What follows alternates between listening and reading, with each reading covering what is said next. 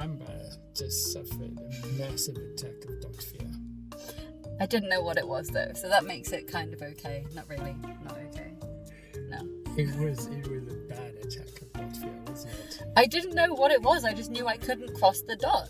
But then by not crossing the dot, I thought I was going to hit someone here. We nearly went up on the fence. Yeah, we did. Yeah. Sorry about that. Don't do that! And then I was stressing because Chris was stressing. I'm like, what's happening? It was a mini roundabout, and I, for some reason, just thought you couldn't cross the dot.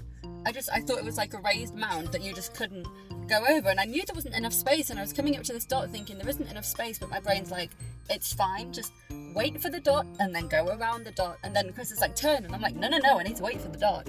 But then if I had waited for the dot, we would have ended up in a fence. So don't wait for the dot.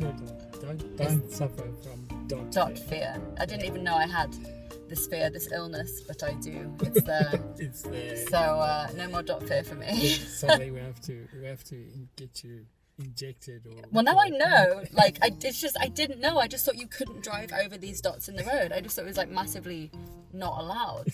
But now I know that I will never ever do it again in my entire life because that was really embarrassing. Yeah, the thing is that when you get to the dot, do a natural drive.